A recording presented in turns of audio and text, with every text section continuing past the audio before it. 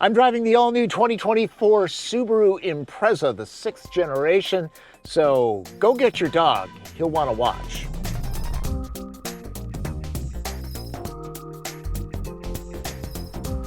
All along the snow belts, people depend on a hero to vanquish winter threats. No, it's not Frozone from The Incredibles, it's Subaru. Wherever bad weather is a thing, chances are you'll find neighborhoods filled with these badges, the constellation Pleiades if you didn't know. This is the new Impreza, the 6th generation. Strictly a hatchback now, it looks similar to Gen 5. The brand's loyal owners don't seem to care much about design anyways. For them, it's all about sensibility, something Impreza has a lot of. It's the automotive equivalent of jeans and a t-shirt. Good news for people who think cars are too expensive these days. A base Impreza retails for just over $24,000. Now, that means you're rolling with 16-inch steel wheels and hubcaps, but you have a new car and a warranty. Now, this is the all-new top-spec RS model. Fully loaded, this one is $31,000. And all of these prices include destination plus standard symmetrical all-wheel drive because, well, this is a Subaru. The dog is extra. Which begs the question, do cat lovers buy Subarus? But I digress. Impreza shares an architecture with a higher riding Crosstrek. The Subaru global platform is kind of a carryover from Gen 5 with underlying upgrades, including 10% more starch to the structure and a new dual pinion steering rack similar to the one found on WRX. Active LED headlamps are similar to the ones exclusive to luxury cars not that long ago. The symmetrical all-wheel drive system is improved and gets brake-based torque vectoring ability. All of these changes upgrade drivability. Impreza is already known to be fun to sling around curves. Speaking of, the RS looks sporty and gets 18-inch alloys plus a sport-tuned suspension. The interface display is larger, 11.6 inches, and there's crimson trim. But the main reason to consider RS might be under the bonnet. Base and sport Imprezas run with a 152 horsepower 2-liter Boxer 4-cylinder. This is a 2.5-liter 4-cylinder, making 182 horses and 178 pound-feet of torque. Extra oomph that could be handy during highway merging. The RS weighs 3,300 pounds. For those not familiar with the Boxer difference, most engines have pistons that fire up and down vertically. Subaru's engines fire horizontally like Boxers, punching at each other. This allows for a flat engine that can be mounted deep in the bay for a lower center of gravity. The only other manufacturer to use this design is Porsche. Subaru is happy to point this out. Porsche, not as much.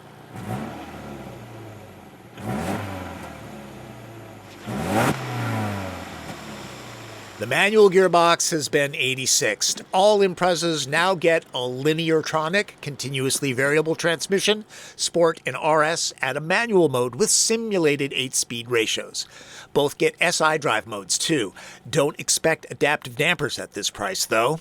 There are off-road graphics that give drivers some data on what's happening, but Impreza only has 5.1 inches of ground clearance. Everybody thinks all-wheel drive is just for snow. It's not. It's great when the streets are wet, something we have a lot of in Seattle. And in the fall, leaves can be as slippery as ice.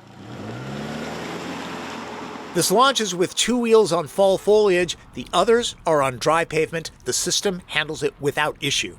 If you're wondering about performance, remember this is the bigger 2.5 liter. It's more powerful, so it'll do the 0 to 60 dash in about 8 seconds. Add some time if you're going with the 2 liter. The suspension soaks up bumps nicely. The chassis structure gets 3 times the structural adhesive compared to 2023 Imprezas, some 88 feet of it. This helps to improve the driving dynamics and the ride quality, which is comfortable. It also hushes the cabin some. Road noise is now around average. Impreza is the kind of car that you drive for a while and realize, man, I'm having fun chucking this into corners. The Boxer engine sitting low in the engine bay helps. The center of gravity is dropped.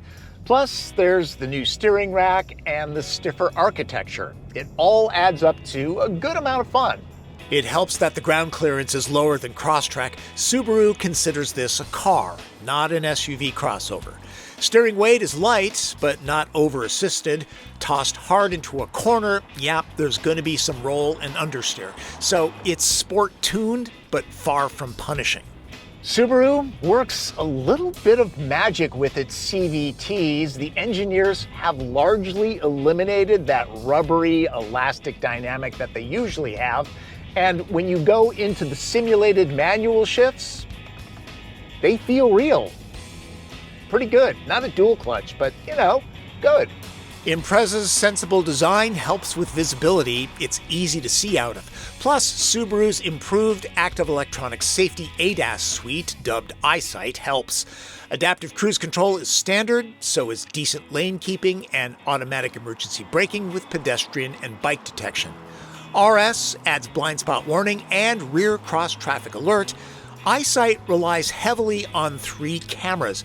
I found some warnings were overly touchy about obstacles that I was definitely going to miss. Nearly all cars that I drive these days have a fuel-saving automatic engine stop-start system. The one in the Impreza is fine on shutdown. Now, good thing that you can turn it off because on startup, it's a little abrupt. I found that coming to a stop with a light effort on the brake pedal keeps the Boxer from shutting down. A harder push with my Nikes signals the engine to stop.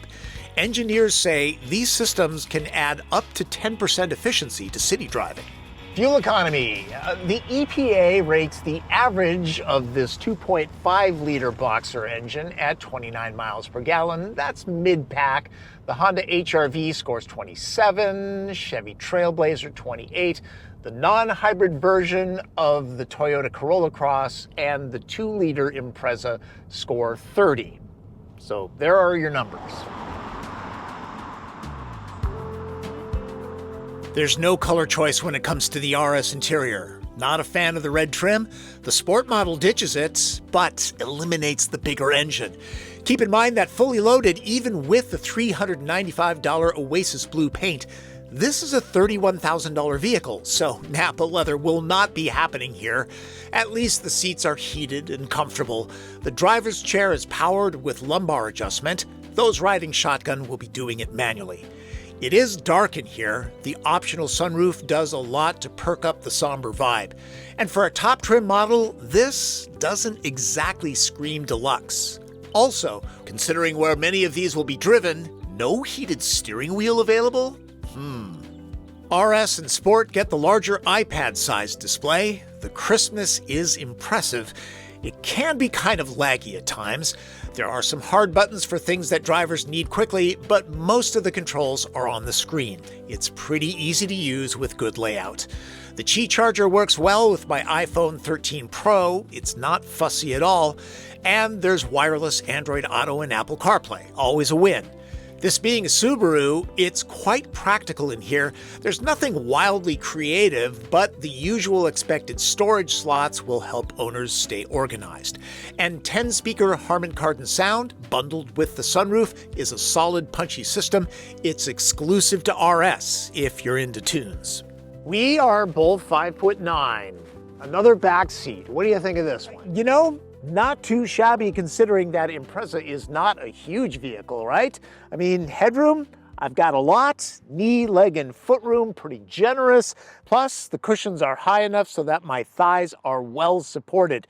The door openings are big enough so that you can get car seats in and out without too much problem if you need to press this into family duty. A smaller bottle of water goes there. There's a little storage cubby there. The lack of a pocket on this side makes me want to complain to Subaru's bean counters. No adjustable air vents. At least there's power to charge phones. This is an all-wheel drive vehicle, and this is going to take up some foot room. There are belts for 3 back here, and a trio of adults will be good to go for short trips, but for comfort and convenience, especially if you want a cup of hot Starbucks coffee, I would keep it to 2 back here. Pretty standard in class. Impreza is not available with a powered liftgate. If you really must have one of those, it's optional on Buick Encore GX and Chevy Trailblazer. There's storage under here, no spare, just a repair kit. I think there's room to stash a space saver if the foam organizer is removed. Big water bottles fit here. There are a couple bag hooks too. It's easy to reach in and drop the backs, since Impreza is kind of low to the ground. No 40-20-40 splits, but there's 56 cubic feet to fill. Maybe a large dog crate, huh? I always do the TP test with the seats up. That space measures out at just over 20 cubic feet, which is about average. The TP take rate is pretty good at 6 packs of the 2-ply. Impreza is a practical rig. Let's move on to red light, green light. Green light. Impreza is a great value, even fully loaded at 31 grand. And remember, all-wheel drive is standard. The updated architecture lifts the driving dynamics, makes it quieter too. This is a useful hatchback. Small families might have enough room if they're not lugging strollers and such. The continuously variable transmissions dynamics are among the best in the biz. Yellow lights. Impreza's lower ride height helped to make it more fun in the corners, but less capable in deep snow. There's always cross-track. The extra power of the 2.5-liter is appreciated. Wish it was available in the sport model. The CVT and its convincing simulated manual shifts are solid. Enthusiasts will miss the manual gearbox. Red light. The interior is a dark place that could use some higher quality trim to brighten things up. If you want the bigger engine, it only comes with the red trimmed interior. And the large, crisp user interface screen can be laggy going from page to page. Choose the sport model with its less powerful engine, and this car is closer to 28 grand. A good deal, especially if you find the red interior accents a bit much.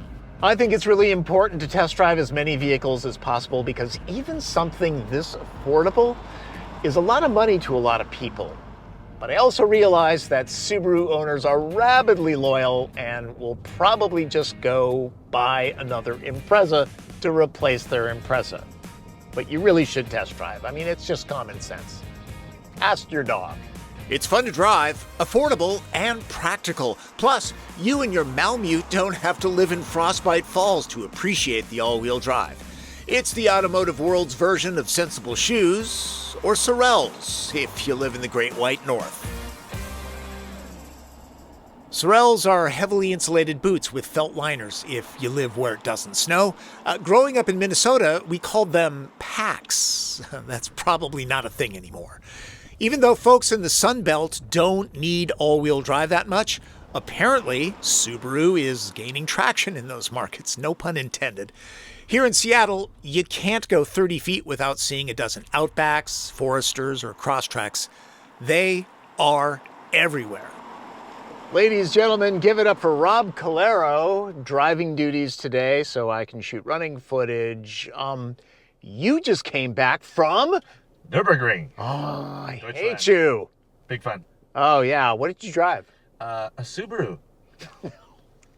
No. No. BMW 240. Oh. M240. Those are nice.